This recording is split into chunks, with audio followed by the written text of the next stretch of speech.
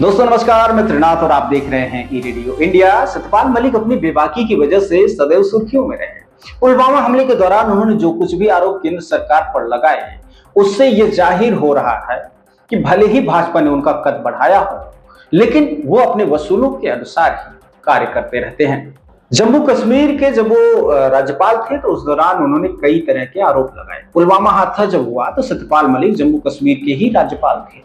वे गोवा और मेघालय के राज्यपाल भी रहे, लेकिन कश्मीर के राज्यपाल रहते उनके पास कई बातें आई होंगी जो केवल वो ही जानते होंगे और कोई नहीं, सिवाय कि केंद्र सरकार की। वे कह रहे हैं कि पुलवामा कांड केंद्र सरकार की नाकामी और लापरवाही के कारण हुआ है और चोटी के नेताओं ने उन्हें उस वक्त चुप रहने के लिए कहा, इसलिए वे चुप रहे।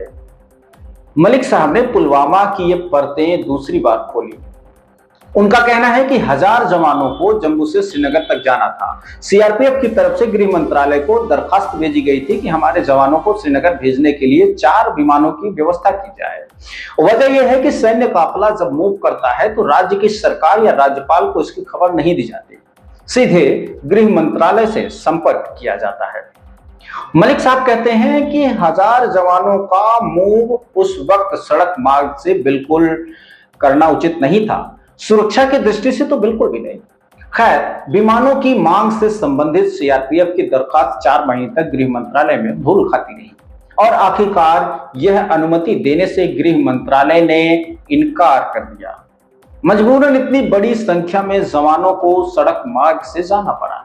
नतीजा ये हुआ कि हमारे 40 जवान शहीद हो गए और किसी को कोई फर्क नहीं पड़ा।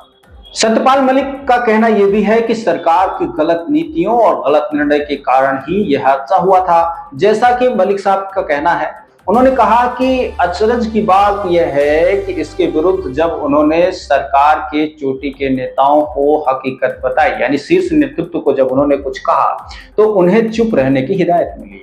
मलिक साहब का कहना है कि अगर इस पूरे मामले की जांच होती तो गृह मंत्री राजनाथ सिंह को इस्तीफा देना पड़ता, क्योंकि उस वक्त गृह मंत्री राजनाथ सिंह थे और कई उच्च अधिकारी तो बर्खास्त कर दिए जाते, लेकिन कुछ हुआ ही नहीं। जो कुछ हुआ वो लिपापोती के सिवाय कुछ भी नहीं था। इस वक्त गृह मंत्री अमित शाह हैं देश के, और उन्होंने देश की जो सत्ता है उसको अपने हिसाब से चलाया है, सेनाओं का मनोबल बढ़ाया है। और देखना यह है कि जो विवाद बोल से सत्यपाल मलिक जो कुछ भी आरोप लगाते थे, अगर उनकी जांच होती है तो कितना सत्य पाया जाता है और कितना सत्य होता है।